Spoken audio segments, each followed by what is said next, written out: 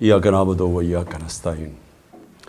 میرے پاکستانیوں، آج میں نے فیصلہ کیا اس بڑے اہم موقع پہ آپ سے بات کرنے کا، کیونکہ ہمارا ملک وہ اس موڑ پہ اللہ نے لا کے کھڑا کر دیا ہے ہمارے اعمال کی وجہ سے کہ اگر ہم اب صحیح فیصلے نہیں کریں گے تو وہ اپنی تباہی کے راستے پہ نکل جائے گا۔ میں بار بار لوگوں کو یاد کراتا ہوں کہ نماز میں ہم صرف اللہ سے ایک چیز مانگتے ہیں کہ اللہ ان کے راستے پہ لگا جن کو تو نے نعمتیں بخشی، ان کے نہیں جو اپنی تباہی کے راستے پہ نکل گئے۔ قوم بھی آج ادھر کھڑی ہوئی ہے، ایک فیصلہ کن موڑ پہ کھڑی ہے۔ ڈیفائننگ مومنٹس ہیں پاکستان کے۔ ایک قوم کامیاب ہوتی ہے یا نہیں ہوتی، اس کی بنیاد رکھی جاتی ہے انصاف پہ۔ رول آف لا انگریزی میں اسے کہتے ہیں، قانون کی حکمرانی کہتے ہیں۔ سب انسان جس معاشرے میں قانون کے سامنے ایک برابر ہوتے ہیں وہ قومیں اوپر چلی جاتی ہیں۔ میرے نبی صلی اللہ علیہ وسلم نے تقریباً 1500 سال پہلے کہا کہ جو قوم میں طاقتور جب جرم کرتا ہے اس کو نہیں پکڑتی اور صرف کمزور کو پکڑتی ہیں وہ تباہ ہو جاتی ہیں۔ آج اگر آپ نے ساری دنیا میں خوشحالی دیکھنی ہے اور غربت دیکھنی ہے تو ایک ہی چیز ہے جو فرق کرتی ہے، وسائل نہیں۔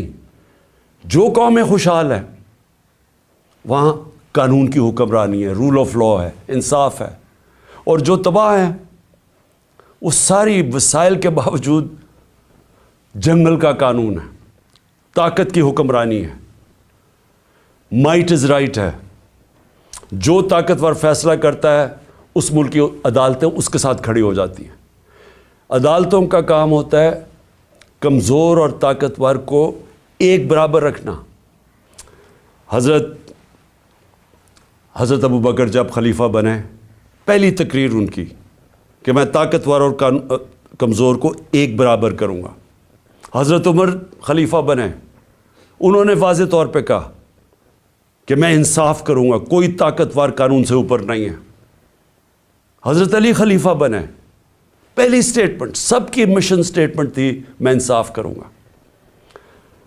تو میرے پاکستانیوں، آج ہم ادھر کھڑے ہوئے ہیں کہ ایک طرف ایک طاقتور ٹولہ، مافیاز، جن کو عادت پڑی ہوئی ہے قانون کے اوپر رہنے کی، جب عدالتیں ان کی بات نہیں سنتی ڈنڈوں سے سپریم کورٹ کے چیف جسٹس کو اٹیک کر کے بھگایا انہوں نے، پھر پیسے چلائے باقی ججز کے اوپر، بریف کیس چلے، کوئٹہ بینچ کو خریدا گیا، ٹیلی فون کر کر کے فیصلے لیے کہ جج صاحب اس کو فلانے کو اتنی قید کرنا۔ عادت پڑی ہوئی ہے ان کو کہ اپنے ججز اپنی جوڈیشری کو کنٹرول کرے، کوئی انصاف اس ملک میں نہ آنے دیں، کیونکہ جو طاقتور مجرم ہوتا ہے وہ ہمیشہ اپنے آپ کو قانون سے اوپر رکھنا چاہتا ہے۔ مارشل لاء لگتا تھا، قانون ختم، انصاف ختم۔ تو آج ہم ادھر کھڑے ہیں کہ اس وقت آئین کی پروٹیکشن کے لیے، اس کی حفاظت کے لیے ساری قوم اب اپنی عدلیہ کی طرف دیکھ رہی ہے، اور جو دوسری طرف ہے سارا جو ٹولہ جمع ہوا ہے سٹیٹس کو کا، مافیاز، جنہوں نے اس ملک کو 30 سال سے چوری کر کے لوٹا، پیسہ باہر بھجوایا، اور ان کا ایک مقصد ہے کسی طرح وہ پیسہ بچ جائے، کوئی ایسی چیز نہ ہو جائے کہ ان کا پیسہ خطرے میں آ جائے جو اتنی محنت سے انہوں نے چوری کیا۔ پہلے جنرل مشرف نے NRO دیا ان کو، سارے جو 2 پاکستان کا پیسہ تھا، سرے مال کا یہاں سے چوری ہو کے پیسہ گیا تھا، سرے مال خریدا، سوئٹزرلینڈ میں $60 ملین پڑے ہوئے تھے، ایک NRO دے کے ان کو معاف کر دیا۔ ادھر سے حدائبہ پیپر مل 90 کی دہائی میں 1 ارب روپے کی کرپشن، منی لانڈرنگ کی ہوئی تھی شریف خاندان نے، اس کے اوپر اس کو روک دیا ڈیل کر کے۔ کوئی جنرل مشرف یا کسی جنرل کو اختیار ہی نہیں دیا ہوا، کوئی آئین اختیار نہیں دیتا کہ آپ قوم کا پیسہ، کرپشن قوم کا پیسہ ہوتا ہے، گھر میں چوری ہوتی ہے تو میرا پیسہ ہے، میں معاف کر دوں، لیکن قوم کی چوری کا پیسہ کوئی معاف نہیں کر سکتا. لیکن یہاں ہوا وہی صاحب اقتدار وہی مافیاز قانون کے اوپر آ گئے, اور میرے سارے 3 سال لگے رہے کہ جی ہمیں این آر او دو, جب وہ بلیک میل کر رہے ہیں کہ جی این آر او دو, اور بدقسمتی سے ان کو این آر او ملا. جنرل باجوہ نے ان کو این آر او دیا, اور اب ان کو مشکل پڑی ہوئی ہے کہ کسی نہ کسی طرح اس این آر او کو اب بچایا جائے. اور ان کو خطرہ صرف ایک آدمی سے ہے اور اس کی پارٹی سے, عمران خان اور تحریک انصاف سے. ساری کوششیں ہو رہی ہیں کہ کسی طرح عمران خان اقتدار پہ نہ آ جائے, اور اگر وہ آ گیا تو ان کا این آر او خطرے میں آ جائے گا. اپنی ذات کو بچانے کے لیے ملک کو تباہی کی طرف لے کے جا رہے ہیں, صرف اور صرف ذاتی مفادات کے لیے. یہ جو سارا ٹولہ کھڑا ہوا ہے اور ان کے پیچھے جو لوگ ہیں وہ صرف ذات کے لیے اس ملک کو آج ادھر لا کے انہوں نے کھڑا کر دیا. اور وہ میں بتاؤں گا کہ ہم کھڑے کدھر ہیں آج. مجھے افسوس سے کہنا پڑتا ہے کہ ہمیں پتہ تھا یہ ہونا ہے. یہ ساروں کو نظر آ رہا تھا کہ یہ آئیں گے, ان کا کوئی مقصد پاکستان کی بہتری نہیں ہے. نہیں تو 30 سال ان دونوں خاندانوں نے باریاں لی ہیں, پاکستان تو بنگلہ دیش کے بھی پیچھے چلا گیا. تو اب انہوں نے کیسے ٹھیک کرنا تھا؟ تو سب کو پتہ تھا یہ کیوں آ رہے ہیں, اور ان کو اوپر جب مسلط کیا گیا, اور اس کے اوپر میں بعد میں آتا ہوں. تو میں آج پہلے تو اپنی عدلیہ کو اپنی قوم کی طرف سے خراج تحسین پیش کرتا ہوں کہ ہماری ساری امیدیں اب پاکستان کی عدلیہ سے ہیں. بدقسمتی سے ماضی میں ہماری جو عدلیہ کا رول رہا ہے, مجھے افسوس سے کہنا پڑتا ہے کہ وہ طاقتور کے ساتھ کھڑی ہو جاتی تھی. انہوں نے کمزور کا ساتھ نہیں دیا. انہوں نے ہمیشہ وہ جو نظریہ ضرورت, ڈاکٹرن آف نیسیسٹی, اس کے تحت انہوں نے بدقسمتی سے ہماری جمہوریت کو بھی نقصان پہنچایا. کہ جدھر رول آف لاء نہیں ہے, جدھر قانون کی حکمرانی نہیں ہے, وہاں جمہوریت نہیں ہے. کوئی یہ نہ سمجھے کہ جدھر جنگل کا قانون ہے وہاں جمہوریت آئے گی. ہو ہی نہیں سکتا. الیکشن تو ساری دنیا میں ہوتے ہیں. کون سے ڈکٹیٹر نے الیکشن کروائے, کون سی ڈیولپنگ دنیا میں الیکشنز نہیں ہوئے, لیکن جمہوریت نہیں ہے وہاں. کیونکہ جمہوریت تو آتی تب ہے جب رول آف لاء ہو, اور رول آف لاء آنے ہی نہیں دیا یہاں. مارشل لاء لگتا تھا, ویسے ہی ڈاکٹرن آف نیسیسٹی, نظریہ ضرورت آ جاتی تھی. اور نہیں تو جب یہ دو جماعتیں آئی ہیں, انہوں نے اپنے آپ کو قانون کے اوپر رکھنا تھا, تو انہوں نے بھی عدلیہ کے نظام کو چینج کیا. جو ڈنڈے مار کے چیف جسٹس سجاد علی شاہ کو اس کے اٹیک کیا سپریم کورٹ کو, وہ ایک جمہوری حکومت نے کیا تھا, مارشل لاء نے نہیں کیا. ان کو اتنا خوف تھا آزاد عدلیہ سے, کیونکہ یہ جب چوری کرتے ہیں تو یہ دیکھ ہی نہیں سکتے کہ اس ملک کی عدلیہ آزاد ہو جائے, کیونکہ چوری پکڑی جائے گی. اور وہی سجاد علی شاہ کر رہے تھے, جسٹس سجاد علی شاہ, اور انہوں نے اس کو اٹیک کر کے ہٹایا گیا. ججز خریدے, بغاوت کروائی سپریم کورٹ میں, صرف اپنی چوری بچانے کے لیے. اور آج بھی ہم وہاں کھڑے ہیں کہ یہ پورا ہماری عدلیہ کے اوپر زور لگا رہے ہیں. ہر قسم کا اب یہ بلیک میل کریں گے, ہر قسم کی ان کی ایک ہی کوشش ہوگی کہ پاکستان کی عدلیہ پھر ان طاقتور کا, ان چوروں کا ساتھ دے. اور اس کے لیے بلیک میل کر رہے ہیں. اور ہر قسم کی, میں اپنی قوم کو کہنا چاہتا ہوں, تیاری کریں آپ. انہوں نے ہر قسم کا پریشر ڈالنا ہے عدلیہ پہ, جو انہوں نے ماضی میں کیا ہے. اور انہوں نے ہر قسم کی کوشش کرنی ہے کہ پاکستان کا آئین جو واضح طریقے سے کہتا ہے کہ 90 دن کے آگے الیکشن نہیں جا سکتی. 90 دن کے بعد یہ 2 کیئر ٹیکر گورنمنٹس, ان کے اوپر وائلیشن ہوگی آئین کی. ان کے اوپر یہ بالکل ان کا جو 900 کے ایک دن کے بعد, 90 کے ایک دن کے بعد, 90 دنوں کے بعد, ایک دن کے بعد یہ حکومتیں غیر آئینی ہو جائیں گی. ان کے کوئی آرڈرز نہیں سننے چاہیے کسی بھی بیوروکریٹس کو, کسی پولیس والے کو, کیونکہ قانون ان کو, آئین ان کو اجازت نہیں دیتا. تو جو اس ملک کی, میں قوم کو صرف آج سب سے پہلے تو یہ بتانا چاہتا ہوں کہ اپنی عدلیہ کے ساتھ ہم نے کھڑے ہونا ہے. ان کو ہماری ضرورت پڑے گی کیونکہ ابھی سے ہی ان کے خلاف سٹیٹمنٹس آنی شروع ہو گئی ہیں, ان کو پریشر ڈالنے کی کوشش کی گئی ہے. جبکہ آئین واضح ہے, اس کے باوجود یہ کہنا یہ کوشش کر رہے ہیں.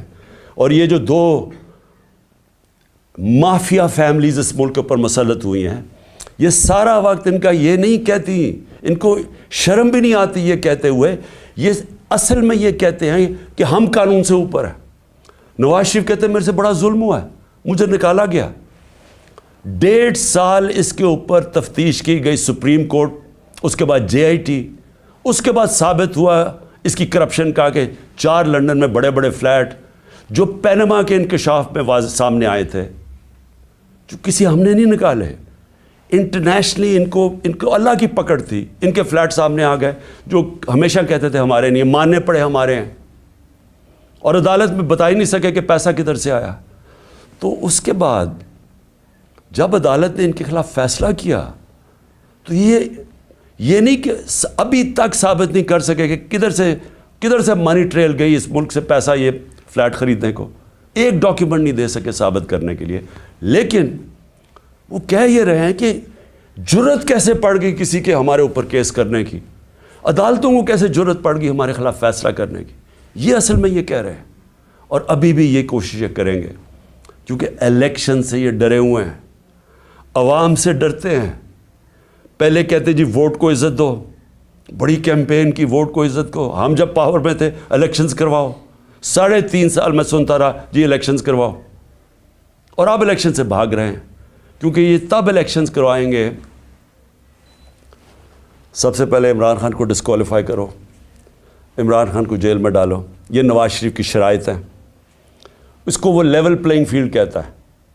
خود پکڑا گیا ہے اربوں روپے کے وہاں پراپرٹیز میں بیٹھا ہوا ہے, ثابت نہیں کر سکتا, عدالتوں سے جیل سے باہر بھاگا ہوا ہے جھوٹ کے اوپر.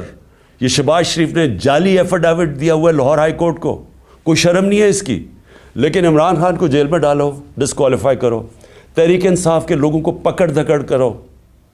شرمناک رول ہے اس ملک کی الیکشن کمیشن کا.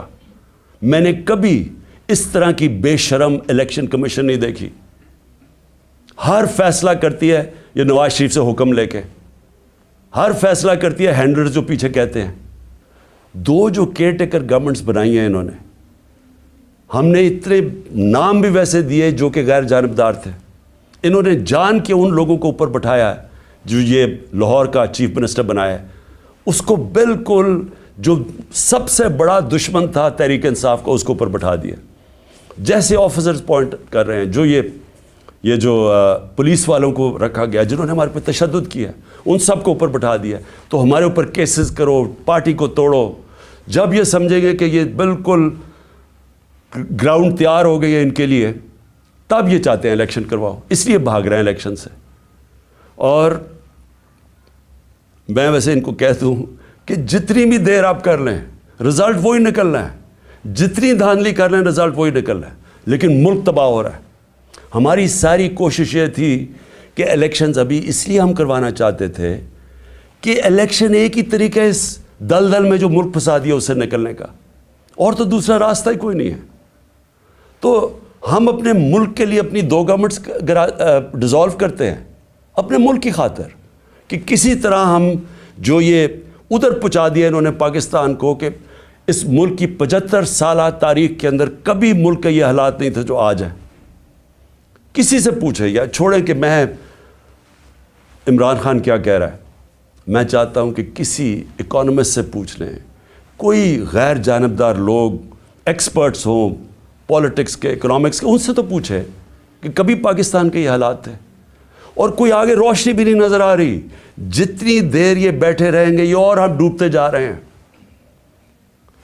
میرے پاس اعداد و شمار ہیں, میں یہ پھر سے اپنی قوم کو بتانا چاہتا ہوں کہ یہ جو حالات آج ہیں, کیسے اس ملک کا تنخواہ دار طبقہ اب گزارا کرے گا. اور ابھی شروعات ہیں, ابھی جو IMF کے ساتھ انہوں نے طے کیے کنڈیشنز, اس کے بعد جو اب لہر آنے لگی ہے مہنگائی کی, کیسے, میں تو ابھی بتاؤں گا جو آج حالات ہیں, ابھی مزید جو آگے ہوں گے وہ کیسے وہ برداشت کریں گے وہ لوگ. تو میں سب سے پہلے دوسری بات جو آج میں کرنا چاہتا تھا، ہمارے پرانے آرمی چیف، انہوں نے ایک صحافی کو ایک انٹرویو دیا اور اس نے پھر کالم بھی لکھی. اس میں اس نے 2-3 چیزیں ایسے کہیں، تو میں صرف ان کے اوپر بات کرنا چاہتا ہوں کہ اگر ہمارے ملک نے اب اس دلدل سے نکلنا ہے تو پاکستان کو ایسے ہمیں چلانا پڑے گا جو اب تک ہم نہیں چلا پا رہے. اور اس کے لیے سب سے پہلی چیز ہوگی رول آف لا. جب تک ہم سب کو قانون کے نیچے نہیں رکھتے، جب تک آئین کے دائرے میں رہ کے ادارے اور لوگ کام نہیں کرتے، اس سے اب ہم نہیں نکل سکتے. میں پھر سے کہہ رہا ہوں، ایک ہے نعمتوں کا راستہ، وہ بالکل مختلف ہے. ایک ہے تباہی کا راستہ، اس طرف ہم نکلے ہوئے ہیں. تو یہ جو آرمی چیف نے، ایکس آرمی چیف نے باتیں کی، سب سے پہلے تو مجھے حیرت ہوئی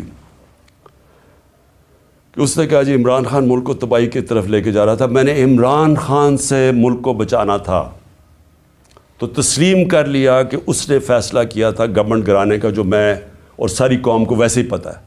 لوگوں کو تو اب سوشل میڈیا کا زمانہ ہے.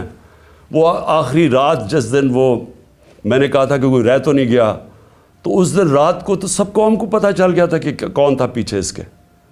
وہ ارشد شریف شہید نے بڑی زبردست بات کی، وہ کون تھا، تو وہ تو سب کو پتہ تھا وہ کون تھا. لیکن یہ نہیں میں سوچ رہا تھا کہ وہ تسلیم ہی کر جائے گا کہ وہ میں تھا. اور اس نے کہا کہ بڑے برے حالات تھے پاکستان کے اور تباہی کی طرف جا رہا تھا. تو پہلے تو اس نے اکانومی کی طرف کہا، پھر اس نے فورن پالیسی کی طرف کہا کہ امریکہ بڑا ناراض تھا، امریکہ خوش نہیں تھا عمران خان سے. اور فورن پالیسی کا بھی وہ ایکسپرٹ تھا. پھر اس نے سیاست کی بھی کوئی باتیں کی، بڑا لمبی بات چیت کی. پھر وہ شوکت ترین کے اوپر کہہ دیا کہ اس نے اکانومی تباہ کر دی. تو اکانومی کا بھی ایکسپرٹ، پولیٹکس کا بھی ایکسپرٹ، فورن پالیسی کا بھی ایکسپرٹ وہ. دیکھیں یہ آگے جو میں اب ملک کو آگے کا سوچ رہا ہوں نا کہ ملک آگے کیسے بڑھے گا. دیکھیں یہ ایک آدمی کے پاس جب اتنی زیادہ پاور آ جاتی ہے، جو پاور اس جنرل باجوہ کے پاس تھی کہ سپر کنگ تھا، سب کے اوپر بیٹھا ہوا تھا، سارے فیصلے اس کے.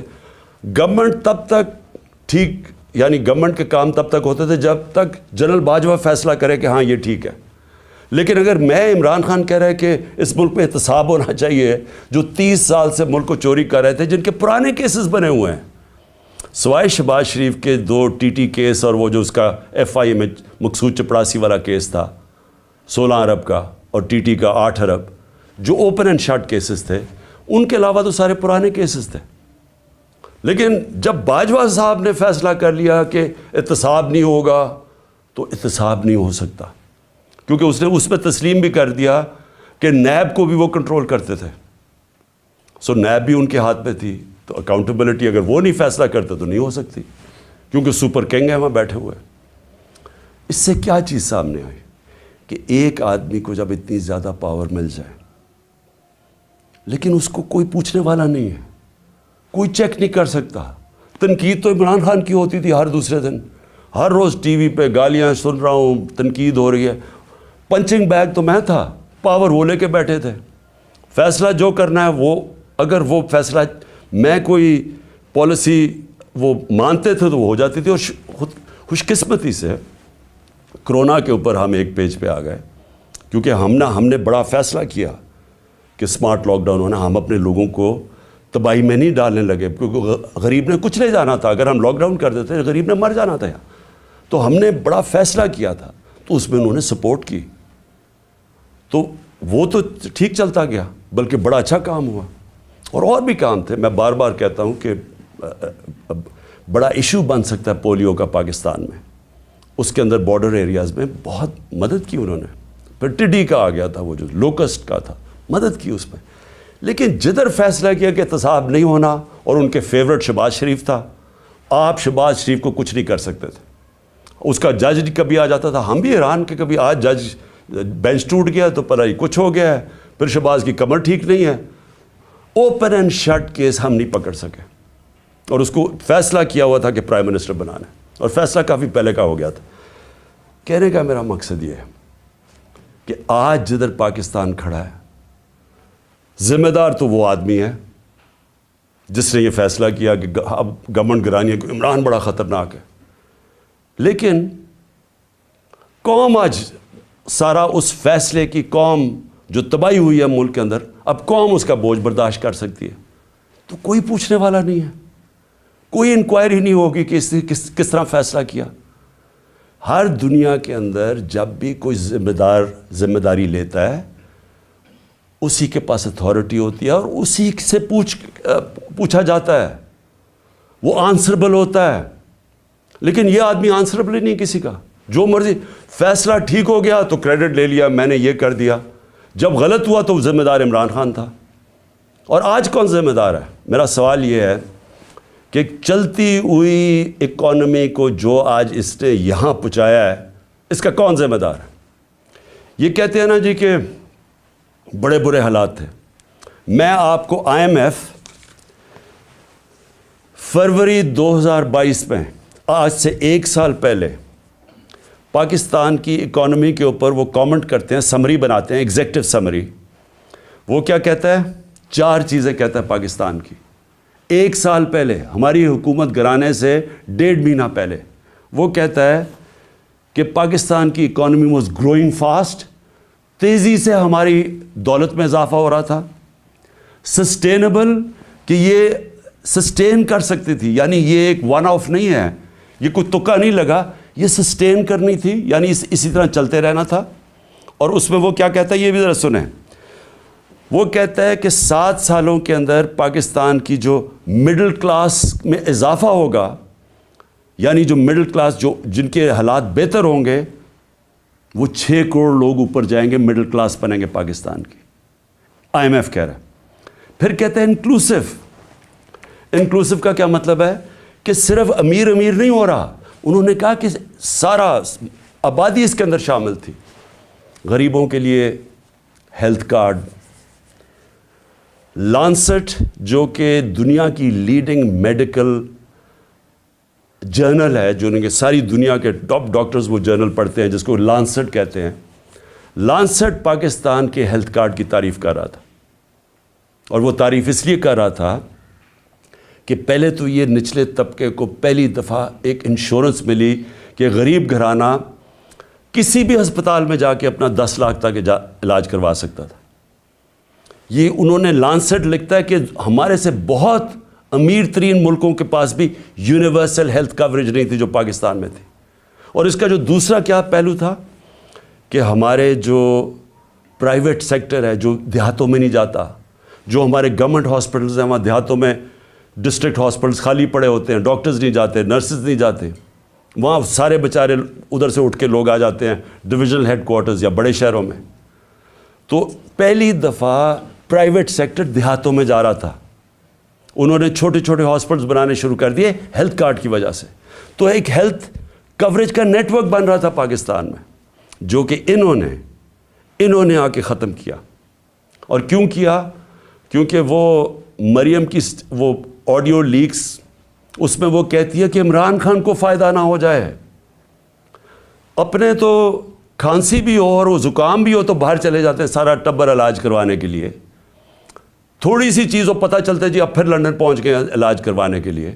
اور کوئی ایسا دو دنیا میں صرف ملک ہیں جو کہ مریم بی بی کا صرف علاج ہو سکتا تھا، وہاں اور کوئی دنیا میں ہو ہی نہیں سکتا تھا۔ لیکن عام آدمی کا کبھی سوچا کہ غریب گھرانے کے اندر جب ایک بیماری آ جاتی ہے تو پتہ ہے کہ ان کے اوپر کیا گزرتی ہے؟ سارا خاندان غربت کی لکیر کے نیچے چلا جاتا ہے۔ یہ ساری ریسرچ شو کرتی ہے کہ ایک بڑی بیماری وہ لوگ جو غربت کی لکیر سے اوپر ہوتے ہیں، ایک بیماری ان کو نیچے لے جاتی ہے غربت کی لکیر سے۔ تو انہوں نے آ کے وہ ہیلتھ کارڈ ختم کیا جو کہ ہمارا، جب وہ کہتے ہیں نا سسٹین، جب انکلوسیو کا مطلب ہوتا ہے کہ وہ ساری قوم کو لے کے، جب ملک میں دولت میں اضافہ ہو رہا ہے تو لوگوں کو بھی ساتھ ہم لے کے چل رہے تھے۔ پھر احساس پروگرام، دنیا نے ایکنالج کیا پاکستان کا احساس پروگرام جو نچلے طبقے کے لیے تھا۔ اور یہ اسٹینفرڈ یونیورسٹی, امریکن یونیورسٹی کی ریسرچ ہے کہ پاکستان ایک فلاحی ریاست کی طرف جا رہا تھا احساس پروگرام کی وجہ سے. ورلڈ بینک سب نے تعریفیں کی پاکستان کے احساس پروگرام, جو کہ انکلوسیو تھی. تو یہ آئی ایم ایف کہہ رہا ہے کہ پہلے تیزی سے بڑھ رہی ہے, پھر سسٹینیبل ہے, یعنی یہ چلتی جائے گی. اور انہوں نے کہا کہ 6 کروڑ لوگ اس میں آ جائیں گے مڈل کلاس میں اوپر. پھر وہ کہتا ہے انکلوسیو ہے, کہ وہ صرف ہم نے امیروں کا نہیں سوچا, نیچے سے بھی اٹھا رہے ہیں, جس میں کامیاب پاکستان بھی تھا, کامیاب جوان تھا نوکریاں دینے کے, اور جاب رچ, کہ ہم روزگار پیدا کر رہے ہیں, یعنی ہم نوکریاں دے رہے تھے, امپلائمنٹ بڑھ رہی تھی پاکستان میں. فیصل آباد جیسی جگہ میں جدھر ہم جب 2018 میں آئے تھے تو لوگ اپنی فیکٹریاں بیچ کے ان کو ہاؤسنگ اسٹیٹ بنا رہے تھے, وہاں فیکٹریاں بند ہو رہی تھی. ہمارے دور میں 2022 کے اندر ٹیکسٹائل سیکٹر کہہ رہا تھا کہ ہمارے پاس مزدور کم پڑ گئے, ہمیں باہر سے مزدور لانے پڑتے. اور آج جا کے ذرا فیصل آباد میں پوچھیں کہ حالات کیا ہیں بے روزگاری کے. تو میں اب اس کے بعد صرف 2-3 اور چیزیں کہنا چاہتا ہوں, اور میں یہ اس لیے کہنا چاہتا ہوں کہ یہ ملک کو بچا رہے تھے. جنرل باجوہ عمران خان کو ملک سے بچا رہے تھے, تباہی سے بچا رہے تھے. تو یہ ذرا تباہی کا ذرا میں صرف قوم کے سامنے رکھنا چاہتا ہوں کہ 10 مہینے کے اندر کیا ہوا ہے پاکستان میں. جو اس ملک کے اندر مہنگائی ہوئی ہے, انفلیشن ہوئی ہے. اگر آپ کے ایک نچلے طبقے کے خاندان کے پاس اگر 30,000 روپے ان کی آمدنی تھی, اگر 30,000 آمدنی تھی پچھلے سال کی اپریل میں, آج اس کی خریدنے کی کیپیسٹی کہ وہ کتنی چیزیں خرید سکتا ہے, وہ رہ گئی ہے 20,000. اور لوگوں کی آمدنی سے 10,000 30,000 میں 10,000 روپیہ غائب ہو گیا مہنگائی کی وجہ سے. اور وہ کیوں ہے, میں ذرا پھر سے لوگوں کو بتانا چاہتا ہوں کہ وہ ملک کو جو بچایا جا رہا تھا عمران خان سے, وہ ذرا دیکھیں کہ بچا کے کیا ملک کے ساتھ. اور ابھی آئی ایم ایف کی جو اگریمنٹ ہوئی ہے, یہ مہنگائی ابھی آنی ہے مزید, جو روپیہ گرا ہے اس کی اور مہنگائی آنی ہے. لیکن ابھی تک جو مہنگائی ہے, میں صرف اپریل سے اب تک آپ کو بتا دوں. آٹا, بنیادی چیز جو ایک انسان استعمال کرتا ہے, عام آدمی, 1170 روپیہ تھا 20 kg آٹا ہمارے دور پہ. آج وہ چلا گیا 2400 پہ, دگنا ہو گیا. گھی 470 روپے, 470 روپے کا جو گھی پر kg تھا ہمارے دور پہ, آج 550 پہ چلا گیا kg. لیکن جو سننے والی چیز ہے وہ ہے, ہم امپورٹ کرتے ہیں پام آئل. پام آئل کی قیمت انٹرنیشنل منڈی کے اندر آدھی ہو گئی ہے. اس کا کوئی فائدہ پاکستانیوں کو نہیں ہوا, کیونکہ یہاں مزید تقریباً 100 روپے اور مہنگا ہو گیا kg پہ. چکن, مرغی جو ہم استعمال کرتے ہیں, 268 روپے kg تھا ہمارے زمانے میں, آج 415 پہ پہنچ گیا. جو چاول 104 kg ہمارے زمانے میں تھا, 172 kg پہ پہنچ گیا. پیاز, جو عام آدمی پیاز اور روٹی کھانے والے لوگ ہیں, 62 روپے کلو تھا پیاز, آج پہنچ گیا 225 روپے کلو.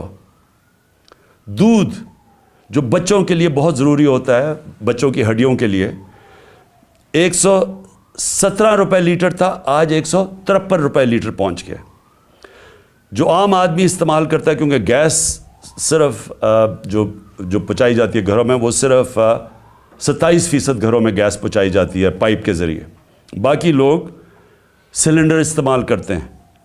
تو جو ہمارے زمانے میں 2470 روپے سلنڈر تھا, 2470 روپے کا سلنڈر, وہ آج 3400 روپے پہ پہنچ گیا, 3400 روپے پہ. بجلی 16 روپے یونٹ ہمارے دور میں تھا, آج 36 روپے یونٹ پہ پہنچ گئی ہے. پٹرول 150 روپے کا تھا, آج 250 روپے پہ پہنچ گیا ہے. ڈیزل 145 روپے کا تھا, 263 روپے پہ پہنچ گیا. ڈالر, اور جس کی وجہ سے بہت جو مہنگائی آ رہی ہے, 178 روپے ڈالر تھا ہمارے دور میں, آج 270 پہ پہنچ گیا. اور اس کا ابھی ایفیکٹ آنے والا ہے. میں اس لیے بھی آج یہ اپنی قوم سے کہنا چاہتا ہوں کہ دیکھیں آگے جس طرح ملک چلے گا، بند کمروں میں ایک آدمی فیصلہ کرے گا تو یہ نتیجہ ہوگا. اس کے پاس اتنی پاور ہے کہ وہ عقل کل بن گیا، ہر چیز کا وہ ہر فن مولا بن گیا. فارن پالیسی تو وہ جانتا ہے، اکانومی وہ سمجھتا ہے، شوکت ترین کے اوپر وہ کامنٹ کر سکتا ہے کہ جی وہ شوکت ترین نے یہ کیا تو وہ کیا. آپ کو پتہ کیا اکنامکس کا؟ اور آپ بتائیں نا کہ اب جو اکانومی پہنچی ہے آپ اس کے کون ذمہ دار ہیں؟ اور پھر پولیٹیکل سچویشن کے اوپر وہ بات کر رہا ہے کہ جی فلانے کو چیف منسٹر ہٹا دو تو اس کو لگا دو، جس کو لگا رہا ہے وہ لینڈ مافیا کا حصہ ہے انہیں اس کو لگا دو. ویسے سب کر رہا ہے لیکن ذمہ داری کوئی نہیں ہے. ذمہ داری عمران خان کی ہے جو کہ پنچنگ بیگ بنا ہوا تھا.